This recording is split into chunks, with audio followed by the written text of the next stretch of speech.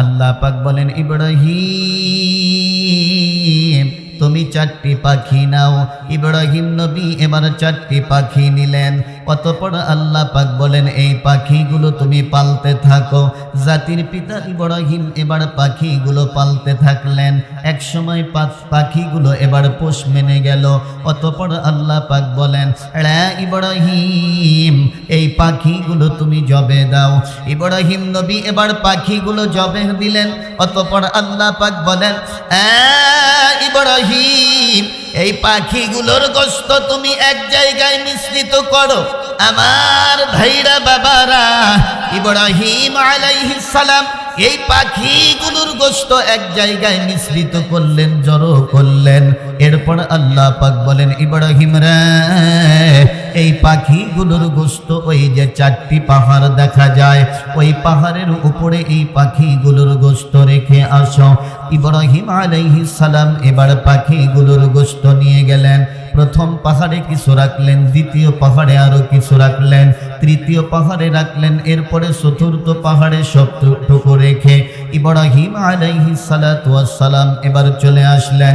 আমার আল্লাহ এবার ডাক দেয় ইব্রাহিম ওই পাখিগুলোর নাম ধরে ধরে তুমি ডাকো।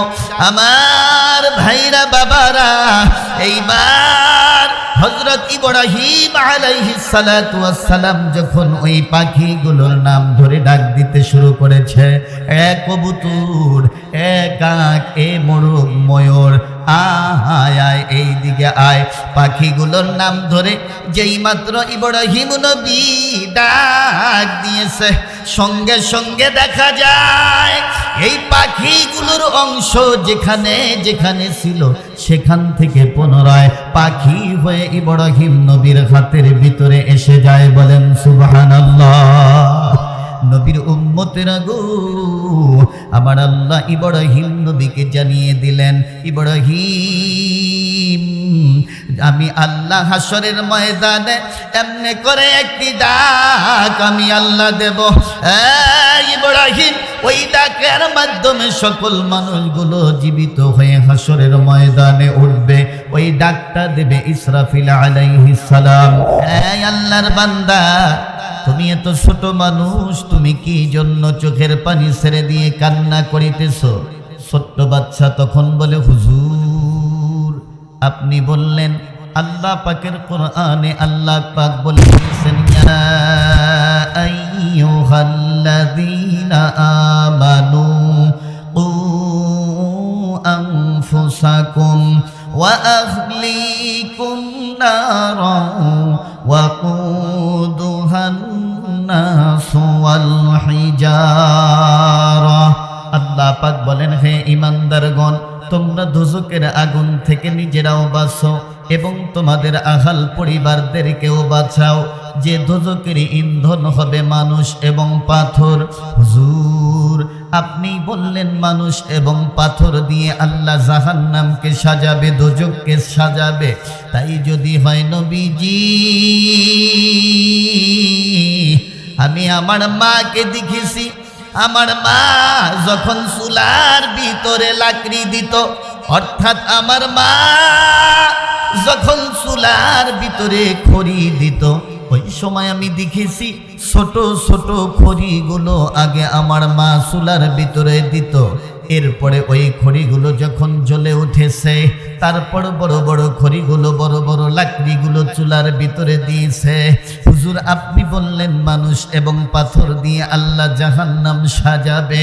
তাই যদি হয় নবীজি, তাহলে বুঝি আমার আল্লাহ বুঝি আমার মার মতো ছোট ছোট বাচ্চাদেরকে আগে আগে বুঝি জাহান্নামে দেবে, এরপরে বুঝি বড় বড় মানুষদেরকে আল্লাহ জাহান্নামে দেবে।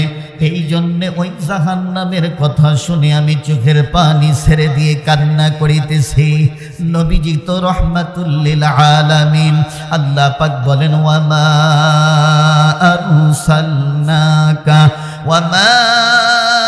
আরসালনাকা ইল্লা রাহমাতাল লিল আলামিন। কবি বলেন শুধু বোঝো দাস, শুধু বুজোদাস রহমাতাল্লিল আলামিন মসজিদে ও শুধু হামারো ये জমিন মসজিদে ও শুধু হামারো ये জমিন। তামাম সৃষ্টিজীবের জন্য আমার নবীকে আল্লাহ রহমত করে দুনিয়াতে পাঠিয়েছেন। নবীর উম্মতেরা গো, নবী আমার এবার ছোট্ট বাচ্চাকে বুকের ভিতরে জড়িয়ে ধরে বলে, এই আল্লাহর বান্দা, তুমি এত ছোট মানুষ, তোর ভিতরে জাহান্নামের এত ভয়। এই আল্লাহর বান্দা, তোর জন্য আমি দোয়া করে দিলাম, তোকে আল্লাহ জাহান্নামের আগুনে দেবে না। বলেন সুবহানাল্লাহ। আমার ভাইরা ছোট্ট শিশু, এই শিশু বাচ্চা চোখের পানি ছেড়ে দিয়ে জাহান্নামের কথা কান্না করে। নবীর উম্মতেরা গো, কিন্তু আমাদের অনেকের বয়স 40 পার হয়ে গেল, 50 পার হয়ে গেল, এখন পর্যন্ত জাহান্নামের ভয় আমাদের দিলের ভিতরে ঢুকলো না। এখনো মৃত্যুর কথা আমাদের স্মরণ হয় না, এখনো কবরের আযাবের কথা স্মরণ হয় না। এত সুন্দর মাহফিল এখানে হচ্ছে, অথচ লোকের সংখ্যা কম। হ্যাঁ আমার ভাইরা বাবারা, একটু দিলের কান দিয়ে শোনার জন্য চেষ্টা করেন। এই দুনিয়া কিন্তু বেশি দিনের জন্য এই দুনিয়াতে আমরা আসিনি। নবীর উম্মতেরা গো, আমার এই যে দুটি হাতের আঙ্গুল আপনারা দেখিতেছেন, এটা যেমন সত্য, প্রত্যেকটি মানুষের দুটি জীবন। একটি জীবন হলো দুনিয়ার জীবন, আর একটি জীবন হলো আখিরাতের জীবন। এটাও কিন্তু চির সত্য। এরপরেও এক কিসিমের মানুষ এটাকে বিশ্বাস করে না। তাদের ভাষা আল্লাহ নকল করে বলেন, ইন হিয়া ইল্লা হায়াতুনাদ দুনিয়া। তারা বলে দুনিয়ার জীবন, দুনিয়ার সুখ, দুনিয়ার দুঃখ দুনিয়াতেই শেষ, মৃত্যুর পর সুখ দুঃখ কিচ্ছু থাকবে না। এমনকি তাদের ধারণা মৃত্যুর পর হিসাব নিকাশ হবে না, আল্লাহ তাআলা আবার জীবিত করবেন না। আপনাদের ধারণা কি মৃত্যুর পর আল্লাহ তাআলা আমাদেরকে আবার জীবিত করবেন কিনা? কথা বলেন।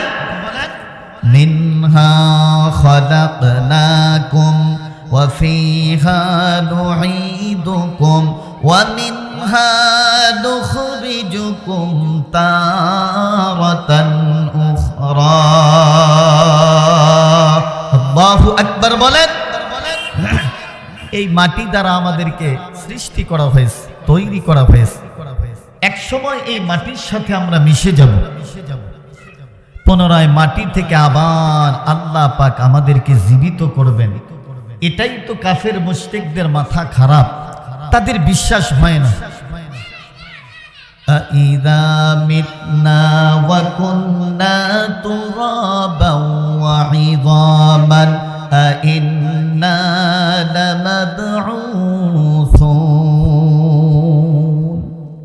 তারা বলে মানুষগুলো মারা যাবে, মাটির সাথে মিশে যাবে, নিষ্পেষিত হয়ে যাবে, এরপরে আবার কিভাবে পুনরায় মানুষ বানানো সম্ভব? তাদের প্রশ্নের জবাবে আল্লাহ পাক তার পয়গম্বরকে জানিয়ে দেন, কুলিল্লাযী ফাতারাকুম আউওয়ালা মাররাহ। আল্লাহু আকবার বলেন। আল্লাহ পাক জানিয়ে দেন, হাবিব আমার, দোস্ত আমার, বন্ধু আমার, হে নবী, আপনি তাদেরকে বলে দিন। তারা বলে যে আবার কিভাবে পুনরায় মানুষ বানানো সম্ভব যারা মাটির সাথে মিশে যাবে, নিষ্পেষিত হয়ে যাবে? তাদেরকে বলে দিন, আমি আল্লাহ যখন প্রথমবার মানুষ সৃষ্টি করেছিলাম, বানিয়েছিলাম, তখন আমার কাছে কোনো নমুনা ছিল না। আচ্ছা, নমুনা ছাড়া কোনো জিনিস বানানো কিন্তু কঠিন, তবে আল্লাহর জন্য না, আমাদের জন্য কঠিন। কথা বলেন ঠিক কিনা? আল্লাহর জন্য কোনো কিছুই কঠিন না। আল্লাহ পাক যদি বলে সোনার বাংলা সোনার হয়ে যা, হতে কি সময় লাগবে? ইন্নামা আমরুহু ইযা আরাদা শাইআন আইয়াকুলা লাহু কুন ফায়াকুন। আল্লাহু আকবার বলেন। আল্লাহ পাক যদি বলেন কুন হও ফায়াকুন, সঙ্গে সঙ্গে হয়ে যায়। সুবহানাল্লাহ বলেন। একবার জাতির পিতা, নামটা যেন কি, আমাদের জাতির পিতার নাম কি? ইব্রাহিম খলিলুল্লাহ নাকি অন্য কেউ? কথা বলেন। এটা কি এই 5 আগস্টের পরের থেকে না? কি বলেন মুসলমান ভাইরা? যারা ইব্রাহিম নবীকে জাতির পিতা না মেনে অন্য কাউকে পিতা মানে, তারা আল্লাহ পাকের কোরআনকে অস্বীকার করে। কথা বলেন ঠিক কিনা? আর আল্লাহ পাকের কোরআনকে যারা অস্বীকার করে তারা মুসলমান থাকতে পারে না। কথা বলেন। আল্লাহ পাক কোরআনে বলছেন মিল্লাতা আবিকুম ইব্রাহিম হুয়া সাম্মাকুমুল মুসলিমিন। আল্লাহু আকবার বলেন। মুসলমানদের জাতির পিতা হচ্ছে ইব্রাহিম আলাইহিস সালাম। কথা বলেন ঠিক কিনা? তো ইব্রাহিম নবী একবার আল্লাহকে বলতেছেন, আল্লাহ মানুষগুলো মারা যাবে, এরপরে আপনি আবার জীবিত করবেন, কেমনে জীবিত করবেন? আল্লাহ গো আমাকে একটু বলবেন না? আল্লাহ পাক বলেন ফাখুয আরবাআতাম মিনাত তায়রি ফাসুরহুন্না ইলাইকা সুম্মা ইজআল আলা কুল্লি জাবালিন মিনহুন্না জুযআন সুম্মা দু'হুন্না ইয়াতিনাকা সা'য়া। আল্লাহু আকবার বলেন। আল্লাহ পাক বলেন ইব্রাহিম তুমি 4টি পাখি নাও। ইব্রাহিম নবী এবার 4টি পাখি নিলেন। অতঃপর আল্লাহ পাক বলেন এই পাখিগুলো তুমি পালতে থাকো। জাতির পিতা ইব্রাহিম এবার পাখিগুলো পালতে থাকলেন। এক সময় পাখিগুলো এবার পোষ মেনে গেল। অতঃপর আল্লাহ পাক বলেন ইব্রাহিম এই পাখিগুলো তুমি জবে দাও। ইব্রাহিম নবী এবার পাখিগুলো জবে দিলেন। অতঃপর আল্লাহ পাক বলেন ইব্রাহিম এই পাখিগুলোর গোশত তুমি এক জায়গায় মিশ্রিত করো। আমার ভাইরা বাবারা, ইব্রাহিম আলাইহিস সালাম এই পাখিগুলোর গোশত এক জায়গায় মিশ্রিত করলেন, জড়ো করলেন। এরপর আল্লাহ পাক বলেন ইব্রাহিম রে এই পাখিগুলোর গোশত ওই যে 4টি পাহাড় দেখা যায়, ওই পাহাড়ের উপরে এই পাখিগুলোর গোশত রেখে আসো। ইব্রাহিম আলাইহিস সালাম এবার পাখিগুলোর গোশত নিয়ে গেলেন। প্রথম পাহাড়ে কিছু রাখলেন, দ্বিতীয় পাহাড়ে আরো কিছু রাখলেন, তৃতীয় পাহাড়ে রাখলেন। এরপরে চতুর্থ পাহাড়ে সবটুকু রেখে ইব্রাহিম আলাইহিস সালাতু ওয়াস সালাম এবার চলে আসলেন। আমার আল্লাহ এবার ডাক দেয় ইব্রাহিম ওই পাখিগুলোর নাম ধরে ধরে তুমি ডাকো। আমার ভাইরা বাবারা, এইবার হযরত ইব্রাহিম আলাইহিস সালাতু ওয়াস সালাম যখন ওই পাখিগুলোর নাম ধরে ডাক দিতে শুরু করেছে, এক কবুতর, এক কাক, এ মোরগ, ময়ূর, আয় আয় এই দিকে আয়, পাখিগুলোর নাম ধরে যেই মাত্র ইব্রাহিম নবী ডাক দিয়েছে, সঙ্গে সঙ্গে দেখা যায় এই পাখিগুলোর অংশ যেখানে যেখানে ছিল সেখান থেকে পুনরায় পাখি হয়ে ইব্রাহিম নবীর হাতের ভিতরে এসে যায়। বলেন সুবহানাল্লাহ। নবীর উম্মতেরা গো, আমার আল্লাহ ইব্রাহিম নবীকে জানিয়ে দিলেন ইব্রাহিম আমি আল্লাহ হাসরের ময়দানে এমনি করে একটি ডাক আমি আল্লাহ দেব। ইব্রাহিম ওই ডাকের মাধ্যমে সকল মানুষগুলো জীবিত হয়ে হাসরের ময়দানে উঠবে। ওই ডাকটা দেবে ইসরাফিল আলাইহিস সালাম। ওয়া নুফিখা ফিস সূরি ফাসাইকা মান ফিস সামাওয়াতি ওয়া মান ফিল আরদ। আল্লাহু আকবার বলেন। ইসরাফিল আলাইহিস সালাম তৃতীয়বার যখন সিংহায় ফু দেবে, ওই সময় মানুষগুলো যে যেখানেই আছে সেখান থেকে উঠে হাসরের ময়দানে হাজির হবে। বলেন সুবহানাল্লাহ। নবীর উম্মতেরা গো, তাহলে এতক্ষণের আলোচনার দ্বারায় আমরা কি বুঝলাম? মৃত্যুর পরে আমাদের আবার আল্লাহ পাক জীবিত করবেন কিনা? আমার ভাইরা বাবারা, ওটা তো হাসরের ময়দান। মৃত্যুর পরে আবার আমাদেরকে জীবিত করবেন, সেটা তো অনেক দূরে। মৃত্যুর পরে তারপরে তো, কিন্তু প্রথমে আসবে আমাদের মৃত্যু। আল্লাহ পাক বলেন কুল্লু নাফসিন যায়িকাতুল মাউত। কবি বলেন মাউতুকা আসিল, মাউতুকা আসিল, কুল্লু নাসিন শারিবু কবর বাইতিন কুল্লু নাসিন দাখিলু, কবর বাইতিন কুল্লু নাসিন দাখিলু। একদিন এই সোনার শরীর থাকবে না রে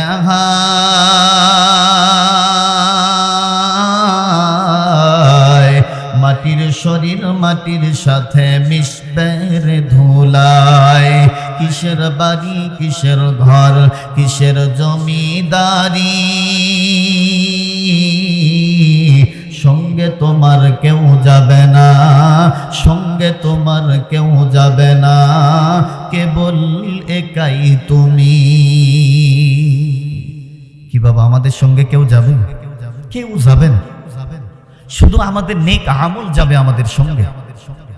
আমার ভাইরা, এ প্রসঙ্গে ছোট্ট একটি ওয়াকিয়া শুনেন। বাদশাহ হারুনুর রশিদ নাম তো আপনারা অনেকেই শুনেছেন।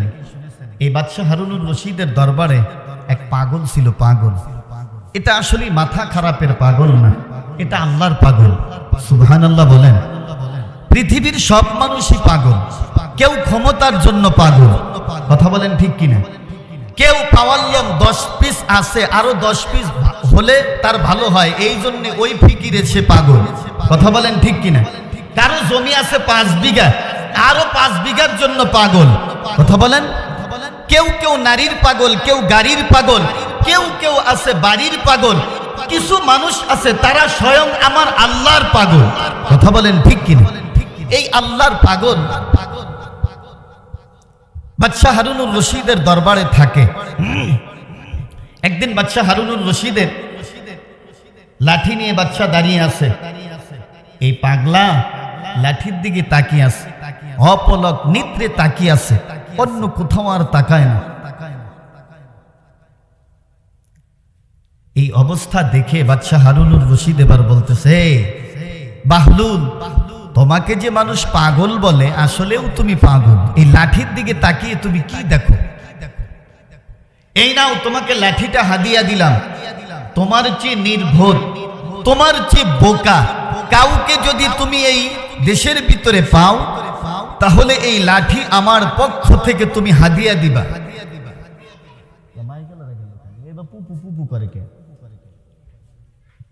মাইক অপারেটর ভাই,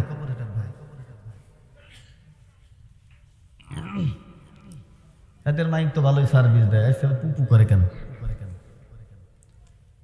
এই লাঠিটা হাদিয়া দিবা আমার পক্ষ থেকে। বাহলুল রহমাতুল্লাহি আলাইহি লাঠি এবার নিয়ে গেলেন শহর বন্দর গ্রামগঞ্জে। এবার আল্লাহ পাকের বান্দা ঘোরাফেরা করলেন।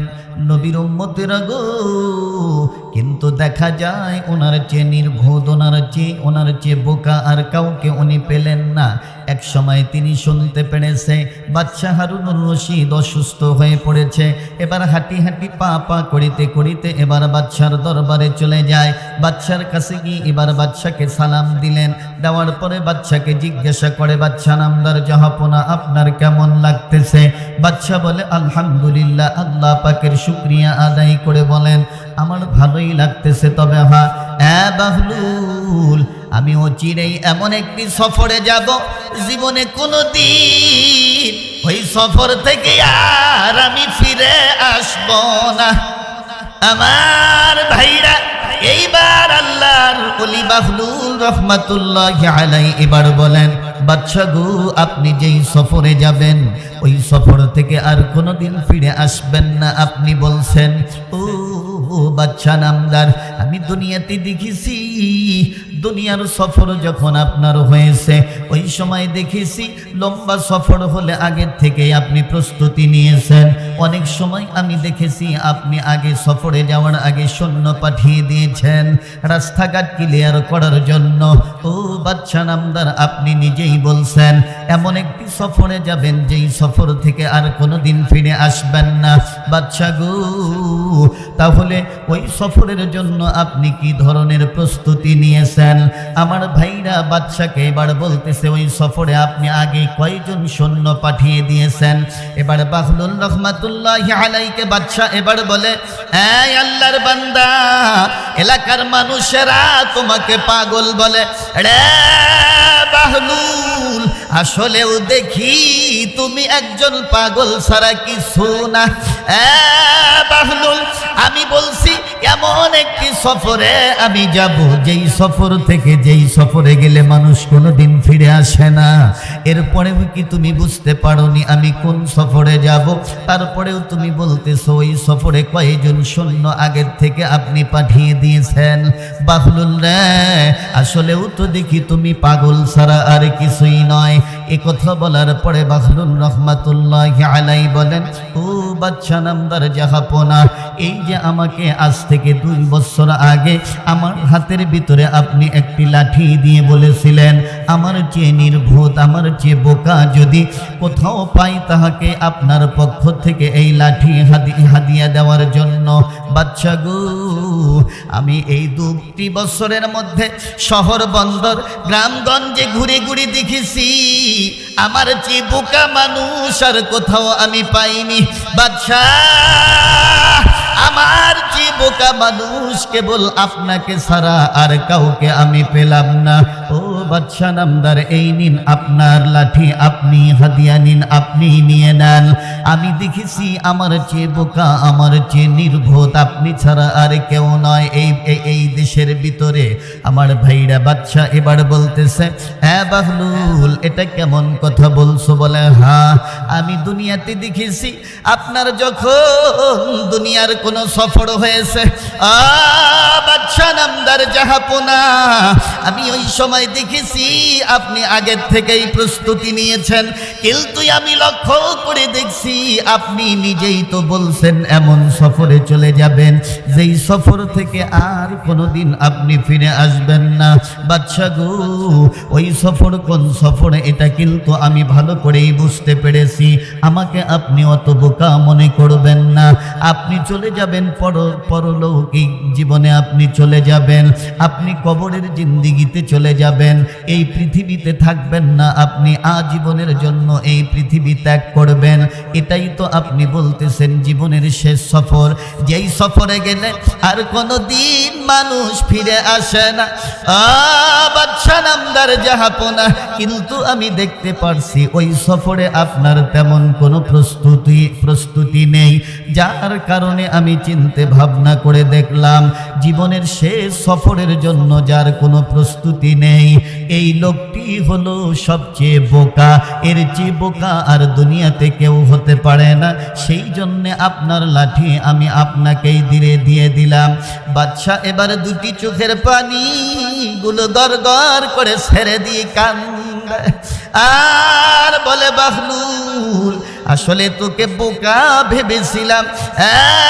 বাহলুল, আসলে তুমি বোকা নয়, তোমার মতো বুদ্ধিমান আর কেউ হতে পারে না। নবীর উম্মতের গো, নবীজি বলছেন যারা কবরে যাওয়ার আগে কবরের চিন্তা ভাবনা করে না তারাই হলো বোকা, আর কবরে যাওয়ার আগে কবরের মাল সামানা যেই ব্যক্তি জোগাড় করে কবরে যায় সেই ব্যক্তি হলো বুদ্ধিমান। এখানে আমরা যারা আছি সবাইকে কবরে যেতে হবে কিনা বলেন? পর্দার অন্তরালে যে মা বোনেরা আছে তাদেরকেও যাওয়া লাগবে কিনা বলেন? এরাই আমার মায়ের জাতিরা, আজকের মাহফিল শোনার জন্য যারা বসেছেন মা বোনেরা গো, একটু দিলের কান দিয়ে শোনার জন্য চেষ্টা করেন গো। মা, যেই বাড়ির ভিতরে হলুদ বা লাল শাড়ি পরে যেই বাড়ির পুত্রবধূ হয়ে বাড়িতে প্রবেশ করেছেন। মা বোনেরা গো, এমন একদিন আসবে ওই বাড়ি থেকে সাদা কাপড়ের কাপড় পরে আপনাকে অন্ধকার কবরের দিকে রওনা হতে হবে। এই আমার মায়ের জাতিরা, এই জন্যে আপনাদেরকে কিছু নসিহতমূলক কথা আপনাদেরকে বলে যাই। এটা আমার কথা নয়, আমার আপনার নবীর কথা। নবীজি বলেন, আল মারআতু ইদা সাল্লাত খামসাহা ওয়া সামাত শাহরাহা ওয়া আহসানাত ফারজাহা ওয়া আতাআত বা'লাহা ফালতাদখুল মিন আইয়ি আবওয়াবিল জান্নাতি শাআত। সুবহানাল্লাহ বলেন। নবীজি বলেন, মা বোন তো সবসময় ওয়াজ শুনতে পারে না, এই জন্য তাদেরকে কিছু শুনিয়ে দেয়, নাকি বলেন? আমরা ইচ্ছা করলে অনেক দূরে যেতে পারি, কিন্তু মা বোন যেতে পারে না। এই জন্য মা বোনদেরকে কিছু আলোচনা শুনিয়ে দেয়। মা গো, একটু দিলের কান দিয়ে শোনেন গো মা। নবীজি বলেন, দুনিয়ার কোন নারী যদি 4টি কাজ করতে পারে, ওই নারীর জন্য জান্নাতের 8টি দরজা খুলে যাবে। যে কোনো দরওয়াজা দিয়েই তারা আল্লাহ পাকের জান্নাতে প্রবেশ করিতে পারবে। সুবহানাল্লাহ। 1 নম্বর, আল মারআতু ইদা সাল্লাত খামসাহা, ওয়াক্তমতো নামাজ পড়া। কি করা? মা বোনদের ওয়াক্তমতো নামাজ পড়া 1 নম্বর কাজ। আর আমরা যারা পুরুষ মানুষ আছি, আমাদের জন্য নামাজ মাপ, নাকি বলেন? মাপ আছে কি? কিন্তু আমরা এমনও মানুষ আছি, এমন ভাবে জীবন যাপন করিতেছি, মনে হয় আমাদের নামাজ মাপ হয়ে গেছে। আছে কিছু মানুষ এরকম, কথা বলেন ঠিক কিনা? আহা, বড় দুঃখ লাগে। মুসলমানকে কি ওয়াজ শোনাবো, বড় দুঃখ লাগে। 5 ওয়াক্ত নামাজের মুসল্লি, খুব ভালো করে শোনেন, এই মুসল্লি মসজিদে গিয়ে প্রথম কাতারে নামাজ আদায় করে। নামাজ যখন শেষ হয়ে যায়, মসজিদ থেকে বেরিয়ে এসে টুপিটা আস্তে করে টান দিয়ে খুলে 4 স্টলে গিয়ে সামনের বেঞ্চে গিয়ে সে বসে। আমি বলি, ভাই, আপনার না চুল পেকে গেছে, আপনার দাড়ি পেকে গেছে, আপনার চোখের জ্যোতি কমে গেছে, শরীরের কুওয়াত কমে গেছে, লাঠির সাহায্যে আপনাকে চলতে হয়, এখন পর্যন্ত আপনার হুঁশ ফিরে আসে না?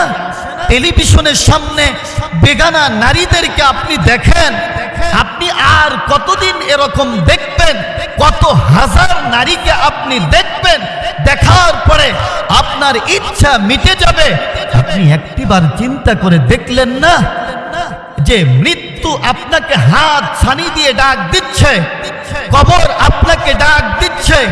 আলা কুল্লু ইয়াউমিন তাকুলুল আরদু ইয়াবনা আদামা তামশি আলা যহরি মাসিরুকা ফি বাতনি। কবর বলে, মাটি বলে, হে আদম সন্তান, তুমি আমার পিঠের উপর চলছো, অতি সত্বর তোমাকে আমার পেটের ভিতরে আসতে হবে, সাবধান হয়ে আমার পেটের ভিতরে এসো। আপনার এখনো হুঁশ হয় না? টেলিভিশনকে সামনে নিয়ে আপনি ঘন্টাকে ঘন্টা আপনি সময় নষ্ট করেন, অথচ আল্লাহ পাকের ঘর মসজিদে গিয়ে ইমাম সাহেব হুজুর যদি জুমার নামাজে কথা প্রসঙ্গে আলোচনা একটু লম্বা হয়, যদি 5 মিনিট আলোচনা বেশি করে, তখন হুজুরের সমালোচনা হয় যে হুজুর মানুষের টাইম সম্বন্ধে কোনো ধারণা নেই, টাইম সম্বন্ধে হুজুরদের কোনো জ্ঞান নেই। কথা বলেন ঠিক কিনা? অথচ আপনি 4 স্টলে গিয়ে বসলেন, 1 কাপ চা অর্ডার দিয়ে বললেন, 1 কাপ চা দাও, চিনি দিও না, ডায়াবেটিস তো। এ কথা বলে 4 কাপ হাতে নিয়ে এমন ভাবে এরকম পান করতেছে, মনে হয় বিদ্যুতের শর্ট লাগছে, এরকম করে তাকিয়ে আছে, মানে ওই যে টেলিভিশন দেখতেছে। সামনে দিয়ে যদি কেউ যায়, গেলে তখন বলে, তার মানে মনে হয় কুকুর তাড়াচ্ছে। ও মিয়া, সেখানে তোমার এত মনোযোগ, আর মসজিদে গিয়ে তোমার 5 মিনিট দেরি করতে পারো না? তবলিগ জামাতের মানুষ আসলে, তবলিগ জামাতের ভাইরা মসজিদে আসলে, তখন বলে এরা খালি পিকনিক খায়, এরা খালি পিকনিক খায়, খালি ভালো খায়, ভালো খায় মানে ভালো মন্দ খায়। আসলে তো ভালো মন্দ না, ভালো খায়। মন্দ বললে তো আর একটা হয়ে গেল, মন্দ হয়ে গেল। ভালো খায়, এরা খালি ভালো খায়। তোমার সহ্য হয় না খাওয়া, তাদের নিজের টাকা খরচ করে খায়। তারা যে সমস্ত মানুষ নামাজ পড়ে না, যে সমস্ত মানুষ সূরা ফাতিহা জানে না, কেমনে নিয়ত করতে হয় বুঝে না, এই সমস্ত মানুষদেরকে হাতে ধরে পায়ে পড়ে এদেরকে আল্লাহর ঘর মসজিদে নিয়ে মসজিদ মুখী বানায়। তোমার এত চুলকানি কেন? কথা বলেন ঠিক কিনা? তুমি বলো এরা পিকনিক খায়, এরা খালি মসজিদে এসে খায়, তুমিও খাও, তুমিও খাও। তোমাকে কে নিষেধ করেছে? তুমি ভালো খেতে পারো না, এই জন্য তোমার হিংসা হয় না? সম্মানিত ভাইরা, তো তবলিগ জামাতের ভাইরা যদি বলে যে একটু বসেন, এই 5 মিনিট একটু বসেন, একটু অল্প সময় বসেন, দেখা যায় কিছু মানুষ, এমনও মানুষ আছে এই জামাত আসলে দেখা যায় যারা রেগুলার মুসল্লি, হেরাও দেখা যায় মসজিদেই যায় না। আছে না কিছু মুসল্লি? বাস্তব কথা বলতেছি, আমার জানা কথা বলতেছি, হেরা মসজিদেই যায় না, কিন্তু ওই যে টেলিভিশনের সামনে গিয়ে বসে থাকে। আমার ভাইরা, আমি বলি আল্লাহ পাকের পয়গম্বর বলেন আল মারউ মাআ মান আহাব্বা, যার সাথে যার মহব্বত তার সাথেই তার হাসর নাসর। টেলিভিশন দেখতে দেখতে টেলিভিশনের মহব্বতে যদি ওই অবস্থায় যদি আপনি মৃত্যুবরণ করেন, ওই অবস্থাতেই কিন্তু আপনার হাসরের ময়দানে উঠতে হবে। এ যুবক, নেইমার আর মেসি এনারা যেভাবে চুল কাটে তুমিও ওইভাবে চুল কাটো। এনারা জাহান্নামে গেলে তুমিও জাহান্নামে যাবে। এই জন্য যুবকদের পায়ে হাত রেখে বলে যাই, যুবক, মৃত্যু কার কোন সময় আসবে এটা কিন্তু বলা যায় না। আল্লাহ পাক বলেন ইদা জাআ আজালুহুম লা ইস্তাখিরুনা সাআ সাআতাও ওয়া লা ইস্তাকদিমুন। যার মৃত্যু যে সময় আল্লাহ পাক নির্ধারণ করেছেন তার 1 সেকেন্ড আগে 1 সেকেন্ড পরে সে মৃত্যুবরণ করবে না, যথা সময় তাহাকে মৃত্যুবরণ করিতে হবে। আসার একটা সিরিয়াল আছে, যাওয়ার কিন্তু কোনো সিরিয়াল নেই। এই জন্য ভাই, এখনো আমাদের হুঁশ যাদের ফিরে আসে না, আমরা হুঁশকে ফিরে আনি, আল্লাহর পথে আমরা চলি, কবরের ভয় আমরা করি। আল্লাহ পাক আমাদের সব ভাইকে নেক আমল বেশি বেশি করার তৌফিক দান করেন। আমরা যেন এই পৃথিবী ছেড়ে যখন চলে যাব